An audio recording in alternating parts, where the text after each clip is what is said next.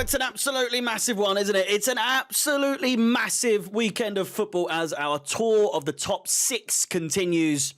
This time around, we face Manchester United at Old Trafford, a stadium that we have failed to win at for now 11 and a half years. Ladies and gentlemen, it's 10 o'clock. At least we hope it is this time on Sunday. United come into this game having now sacked Erik ten Hag and have since won their matchup in the Carabao Cup last 16. Something that we didn't fancy doing. But hey-ho, on to the next one. And the next one is a Ruud van Nistelrooy run Manchester United that will be looking to continue his 100% win record. There's no doubt about it. For Chelsea, listen, I really do not take even a blind bit of notice regarding our midweek loss to Newcastle. I've said what I had to say. It's clear to me, even despite what Maresca said in his press conference earlier today, that we did not fancy a run in the League Cup. That's what I think. I think that's what a lot of people have said about not just Chelsea, but about Aston Villa, about Manchester City, Pep Guardiola laughing at the end of the game. However, I have also accepted that whilst Maresca perhaps didn't throw the game entirely, I think he did. Comments I've read on what I've had to say since that game have suggested that maybe, just maybe, this was Maresca's way of saying to the B-side, hey, if you want a cup run, by all means, have at it. Don't lose the game, but don't expect the A side or the first team players in the Premier League to fix your mess. And frankly, it's a rather risky mindset, of course, because this could have easily been, not easily, but it could have been, based on the years gone by, a trophy that we could have absolutely gone for, and Maresca could have had his day at Wembley and so on and so forth, perhaps. But it's also a sign that we are looking at bigger and better things. Again, the risk factor is massive when you look at games in that sort of light. Following a rather controversial loss to West Ham last weekend, United will be hoping that the home advantage and manager bounce will pay off. Our last victory at Old Trafford, 1-0, back in 2013, was settled by a then Chelsea Juan Mata, who since left the club, joined United, and is on the verge of retirement. I think he's somewhere in the depths of Australia. That is a sign of how long it has been.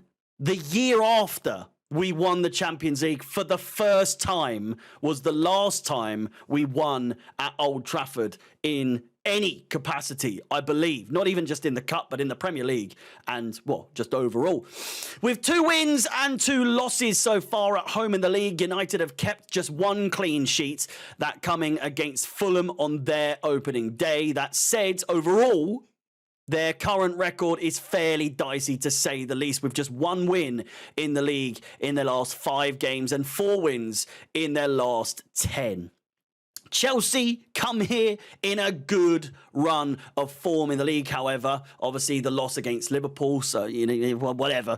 Realistically, it's never been a better time for us to end our abysmal record against Manchester United. 6 wins in our last 10 in the league, with just 2 losses coming against Manchester City and Liverpool. The Blues' only losses away from home come at Anfield, as mentioned, with the other 3 games ending in victory and an aggregate score of 10-2, which again, away from home, that sort of record, absolutely fantastic when you're wanting to end a bad run of form. An 11-year bad run of form at that. And again, our away form really, really a lot better than our home as of late. So again, given our away form being so strong, it should help us in this game. You would think, you would hope, you would pray, but overall, the stats mean nothing when facing a side with a potential, a possible manager bounce. The players will have a lot of adrenaline, a lot to prove, and with a United legend in charge of the squad, Old Trafford is likely to be rocking. I saw on Mark Goldbridge's That's Football podcast, or the Goldbridge Saves Football, whatever the hell it's called. He was saying that a lot of people that he knows and a lot of fans outside of the grounds, from what he's seen, have said, just let's keep Van Nistelrooy. So the spirits are high with regards to Ruud van Nistelrooy as interim manager. Obviously, now we know Ruben Amorim once linked with Chelsea, but didn't quite make the cut of our final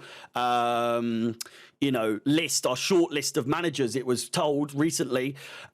He's now taking over, but on November 11th, I think. So Van Nistelrooy still has a couple of games in charge, but this one already his biggest challenge yet. So again, Old Trafford will be rocking. I am certainly not getting too excited about this game, thinking that it's going to be a bit of a walk in the park regarding Chelsea coming into this, the stronger side. We'll time will tell. Time will tell. In the press conference today, he spoke on Maresca, not Van Nistelrooy, but Maresca spoke on the rising star that is Andre Santos, stating that if Andre continues in the way that he is playing, he could be an option for us. For some players, it is better to go on loan to prove themselves and come back to Chelsea at the right moment. This comes after the debate surrounding Enzo Fernandez this week and whether or not his position could very well be up for grabs. Maresca also spoke on Enzo's situation, saying that I still trust Enzo Fernandez. There's no reason I could lose confidence on him. He's going to play many, many games for us, that's for sure. The reason he isn't playing in the Premier League is because I made a different decision. Bear in mind, he said a different decision. My confidence is 100% with Enzo, and we know the different decision, Maresca, Enzo, my friend, and that is that Lavia and Caicedo are simply better and better suited to Maresca's plans, and there's nothing wrong with that. There's nothing wrong with that. Enzo can flourish. He can do his thing in cup competitions, Conference League, European football, and so on and so forth. Lastly, Maresca spoke about the team coming into this game, saying that all of the players are available, but Jadon will be out. He has been ill in recent days. Of course, we know that Jadon Sancho is ineligible because he is on loan from Manchester United to Chelsea, which leads me on to the predicted lineup. Shall we take a look here? And as you can see, Palmer, who Maresca said point blank, and it's really no surprise, it's not really news, is it, is that Palmer will absolutely be starting. Of course, we know how well he did in the last game against Manchester United at Stamford Bridge. I think last season. It was last season. I don't know why that was so hard to remember. Obviously, and again, I've got, I want to speak about that when I'll get into my prediction. But again, Sanchez in goal. It's going to be a fairly obvious team, I would say. More so up top, I think, is going to be a bit dicey. James on the right or left, depending. We've already seen Gusto having the ability to play on both sides. Or more so James, for that matter. I think it's more so likely that James is moving back and forth because Gusto isn't necessarily the best in that left-back role from what we've seen.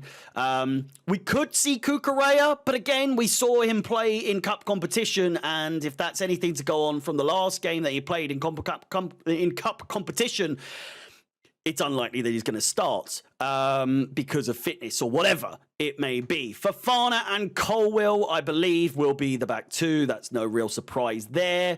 In the middle, Caicedo and Romeo Lavia, do their thing behind Cole Palmer. In attack, I do have, again, Palmer. I'm going to go with Jackson up top. That should really come as no surprise after the absolute stinker that Christopher and Nkunku put in a midweek game against Newcastle. I'm going to go with Madueke on the right. Obviously, again, want to preface, Jadon Sancho not able to play in this game. So it really comes down to, is it Pedro Neto or is it Mikhail Mudryk? Mikhail Mudryk, you know, one of the better performing players against Newcastle the other day, and has played well the 2 games prior to that when he has featured. That said, not really much in the way of Premier League presence as of late, and the man who has got Premier League presence as of late is one Pedro Neto, who I think in terms of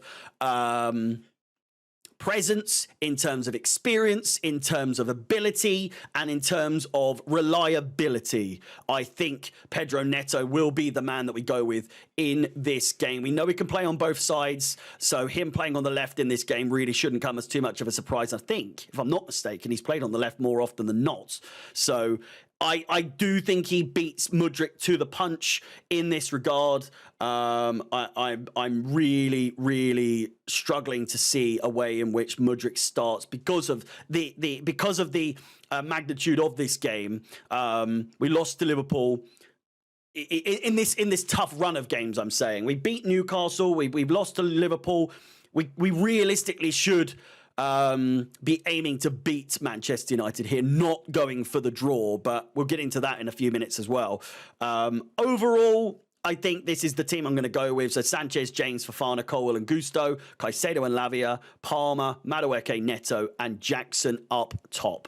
Let me know your starting 11 or predicted 11 in the comments down below. And with that said, predictions-wise for this game, no doubt, I think this is going to be tough. And frankly, given everything that is going on with United over the last week, I am not of the mindset that we smell blood.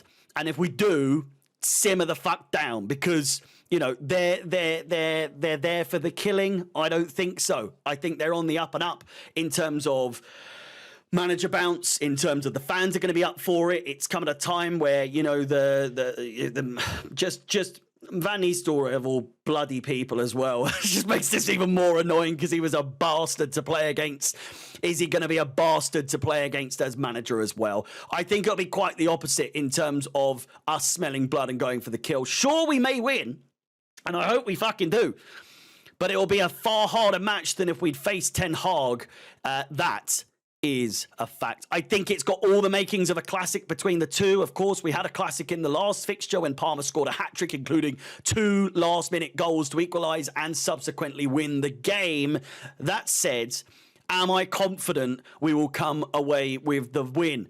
Much like at Anfield with our terrible record there, I just hate predicting that this is the time that we end it at Old Trafford. So 2-2 is my prediction for this matchup. I think both teams are going to be up for it. I think it's going to be an absolute slobber knocker, as fucking JR would say. With that said, let me know your predictions in the comments down below. Please like the video, subscribe, hit the bell notification to be notified of any future content on the channel. With that said, live watch along will be an hour before kickoff. So mark your, set your reminders, get it in your calendar. Don't pencil it in, pen it in. I will be there. I hope you are too. Solo again, watch alongs. They are back as always. My name is Harry. Up the Chelsea and peace.